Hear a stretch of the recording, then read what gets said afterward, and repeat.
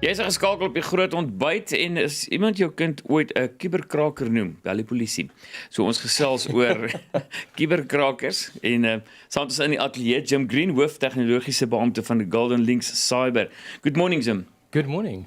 So that's the Afrikaans word, a kuberkraker. A cyber attacker. It's quite a beautiful word in Afrikaans. It's just stats in terms of cyber attacks in South Africa, or maybe what is a cyber attack? A little bit of background. And then some statistics.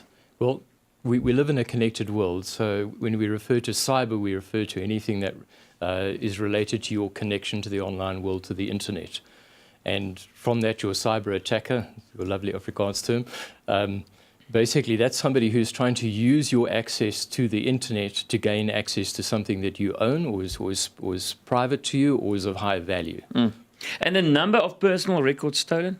Well, over the last year, there was about 500 million personal records stolen worldwide. It is a tremendous amount, you know, and that's your bank account details, that's your log-on and password, it's your personal information, anything that can identify you or be used for something like identity fraud, accessing your money, that is all categorized as personal information, and 500 million people. Is there groups that specializes in this? Because if you think 500 million people, it's probably these guys got 100. There's not two teenagers in Russia sitting with 500 million people's detail. Or how does it work behind the scenes? And do they sell it if you've got that info? Well, cybercrime has now become basically like the mafia. There are crime syndicates that operate. They're multinationals. They operate around the world. And if you go on the dark web and that type of thing, you'll find that even different cyber attacker groups work with each other. They learn from each other. So it's really a big deal these days. It's no longer the sort of Hollywood version of the 17-year-old who doesn't have a reason in life and wants to prove that he can do something by hacking more organized. This is organized crime now. And you just mentioned a word now, the dark internet. Is that like the internet behind the internet? Yeah. Where you can buy stuff and it's a whole new world. It is definitely a whole new world. I'm not going to give much detail on that because we don't want to inform people on how to get there. And can we do it in an ad break? There's some real dangers in it. It's almost like the black market. Yes, you could see it as the black market of the internet. It's hidden in plain sight is what they use in intelligence circles. And then the increases in phishing. And that's how they trick you. Is that like the typical email that you get to say, your great-great-grandmother, we got her in England, and you just inherited £1 million. Give us your banking details. That's a classic example. Okay. So really what phishing is doing is somebody will send you an email trying to give a good story that attracts your interest.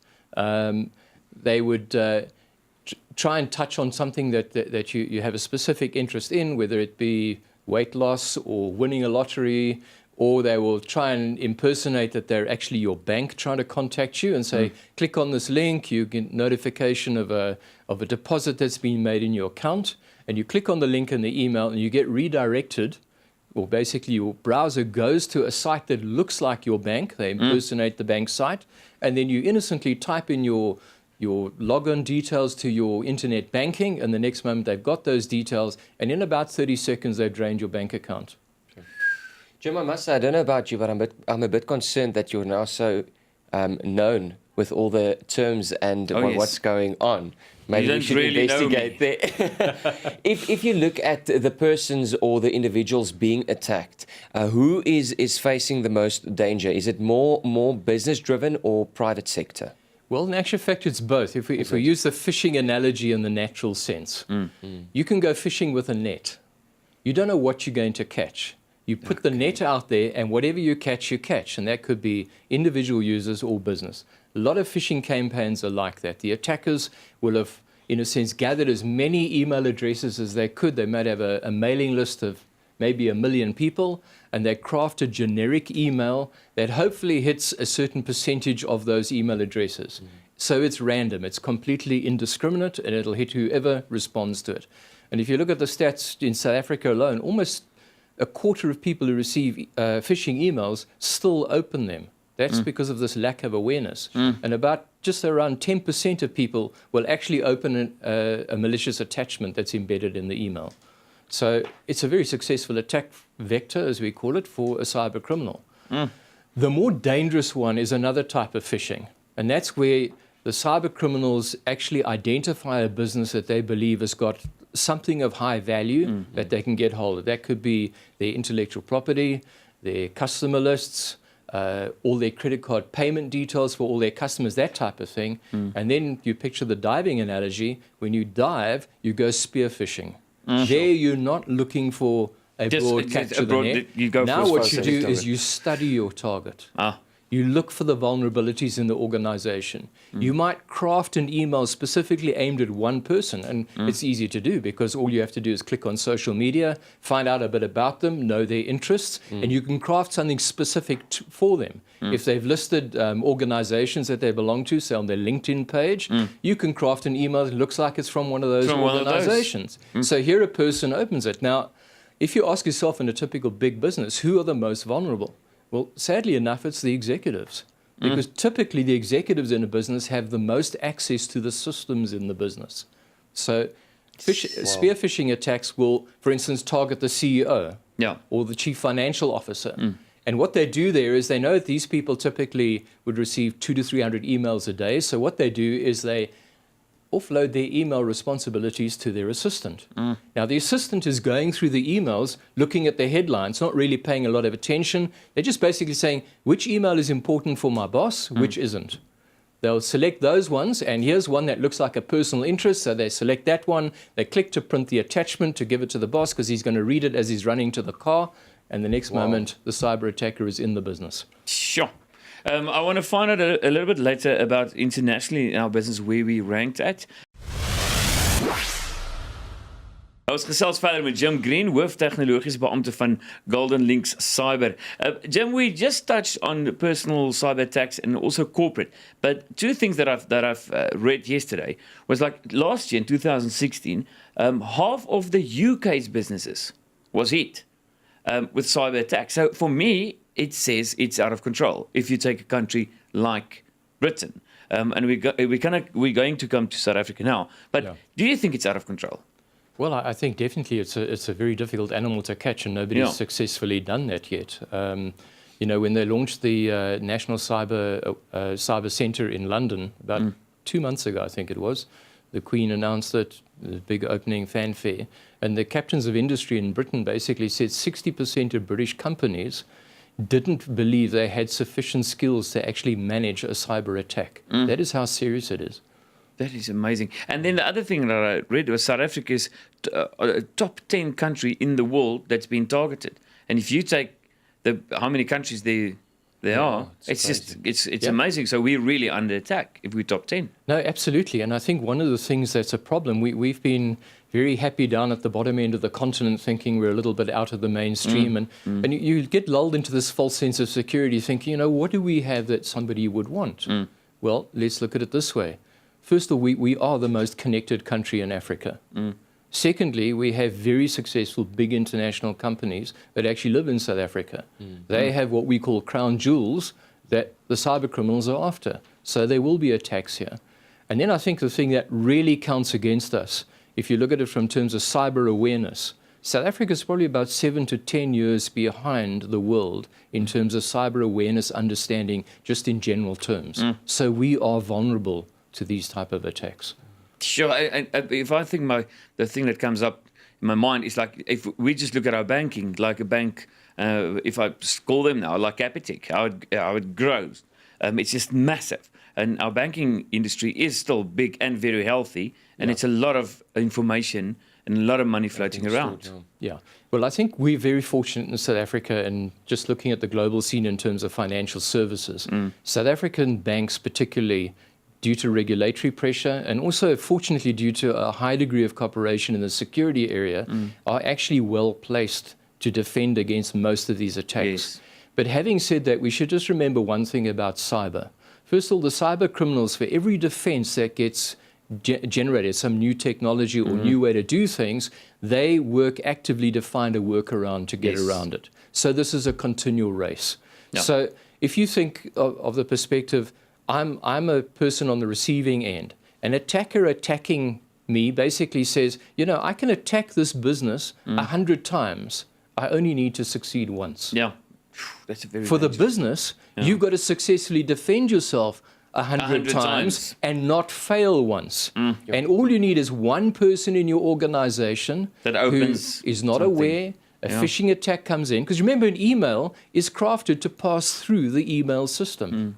There's nothing invalid in the way it's coded or some particular thing. And if you think of spam filtering, which is a technology many businesses use, spam filtering needs to be conditioned to the types of attacks. So when there's a particular email that's been running around for a while, the spam filter will pick it up, but it won't pick up the new one. That's the thing. Jim, we're going to talk about that because I want some practical, just examples, solutions for people to verdedig hulle self. Al gaan ons al weer in die Engels en Afrikaanse links. Baie dankie Henry. Henry se kredietkaart is 54321. So as gesels Jim Green, hooftegnologiese beampte van Golden Links Cyber. So we've been discussing personal attacks, company attacks, and just if thinking back, I remember like Mark Shuttleworth, and he was one of the first guys who was very lucky as well with VeriSign. In the early days, saying let's protect this is protecting this. How's the technology changed from the 90s to up to now? Well, radically. I mean, if you just look at firewall technology, we're in our 5th generation of firewall technology. Sure. On the internet, basically, what happens? Everybody has an address. Yeah. And you need that because when you communicate with somebody, you must tell them where to send the answer to your communication. So every time you access somebody else's address through their web link, for instance, you have to send them the details of where they return the answer to. So the first generation of firewalls said, well, if I've got a malicious attacker, I can identify what his address is and I can block that address from communicating with me. And there are very easy ways to get around that. 5 generations later, now what we're doing is we have firewalls that actually analyze the conversation to see that it follows the rules of communication in terms of how you talk with each other. So, for instance, if we were Facebook and you were communicating with us, we would have a special protocol that would basically say, you say hello to me, I say hello, I am, you respond by saying something, and there are very specific rules in that technical conversation. And the firewall will monitor that. If there are any changes in that, it'll block the conversation. That's the level of technology that we're dealing with today. We also have artificial intelligence looking at types of things in terms of newer things. But again, there is always the human factor. And the human factor is what the cyber criminals attack the most because we are creatures of habit at the end of the day. Yes. Let's be proactive. How do I go about in terms of securing my data, securing my information? How often should I check my security? Well, let's just take those one at a time because I think it's a really important question. I think the first thing you need to do is you need to know what you're trying to protect. So if you've got personal information and you don't need it on your computer, take it off your computer.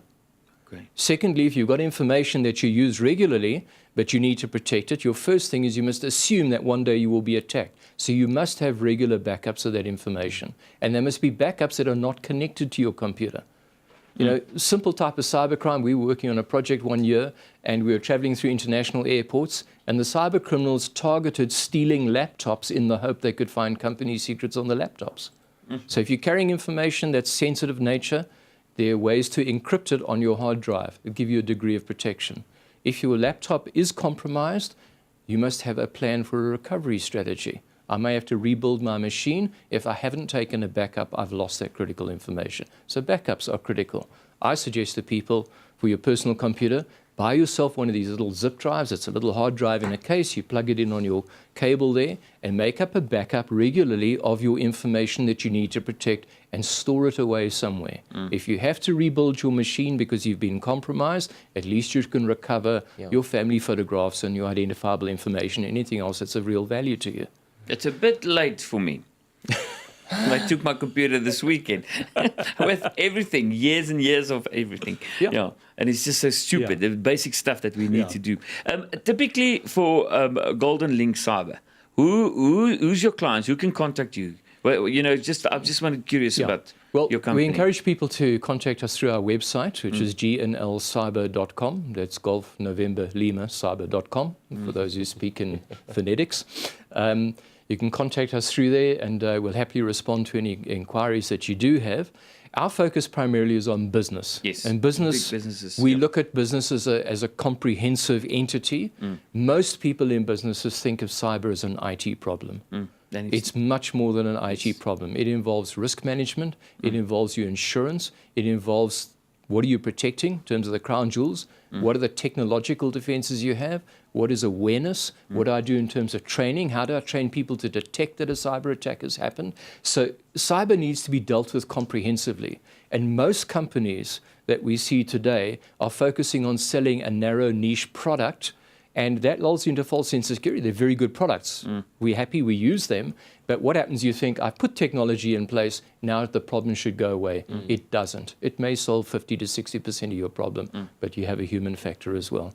Great. Thank you so much, Jim, for joining us. It's been a pleasure. And if my company grows, I will contact you. Thank you very much. Ja, want ek's bang Henry val my aan.